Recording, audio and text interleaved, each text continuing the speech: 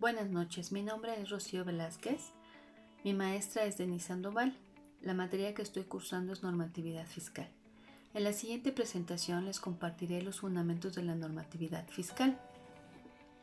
Iniciaré con el federalismo, que es una doctrina política que promueve el poder. Deberá repartirse entre el gobierno central y el resto de los estados o provincias asociados al mismo y que, claro, pertenecen al mismo territorio nacional. Los elementos básicos del federalismo son 4. Primero, es un modelo de organización política y no una mera técnica organizativa, un principio de ordenación pública de la estructura del Estado. Segundo, las colectividades componentes del Estado obtienen en la Constitución sus competencias funcionales. Tercero, las competencias funcionales se extienden hasta la función jurisdiccional y constituyente. Cuarto, las unidades territoriales son soberanas en las materias de la Constitución, reserva a su competencia. Finanzas. Son un área de la economía y la administración de empresas que se dedica al estudio de la obtención de recursos capitales y las transacciones que involucran su inversión y su ahorro, considerando el riesgo y la incertidumbre que ello implica.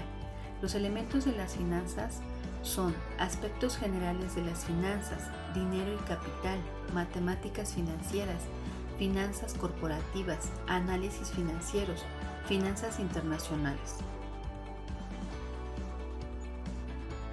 Las finanzas públicas constituyen la materia que comprende todo el aspecto económico del ente público y que se traduce en la actividad tendiente a la obtención, manejo y aplicación de los recursos con que cuenta el Estado para realización de sus actividades y que efectúa para la consecución de sus fines.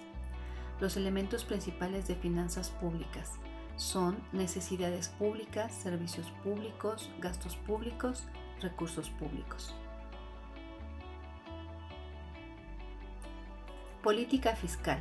La política fiscal se puede entender como un conjunto de medidas relativas al régimen tributario, al gasto público, a las situaciones financieras de la economía y el manejo por parte de los organismos públicos, tanto centrales como paraestatales, y en todo el ámbito nacional y en lo referente a todos los niveles del gobierno, federal, estatal y municipal.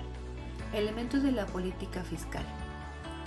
Son los impuestos, son los pagos que se pagan al Estado de acuerdo a la ley, que pueden ser directos, impuestos que gravan o afectan directamente lo que se recibe como ingreso, o indirectos, impuestos que afectan lo que se consume o se gasta, como el IVA, y el gasto público, las erogaciones en que incurren el conjunto de entidades estatales de un país.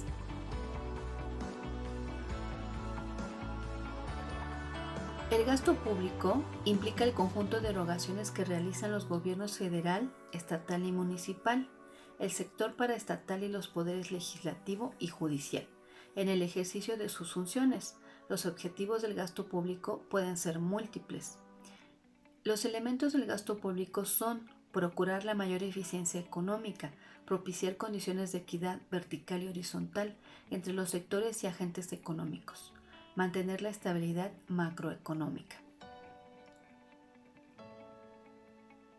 Y por último, presupuesto, que es la expresión financiera de la planificación, es decir, la introducción de valores monetarios a la planificación, pero no siempre lleva consigo el plan.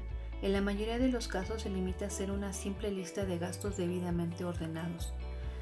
Los elementos principales del presupuesto son el presupuesto de ingresos, donde están todos los rubros que permiten captar recursos por parte del Estado, tales como impuestos, tarifas y derechos.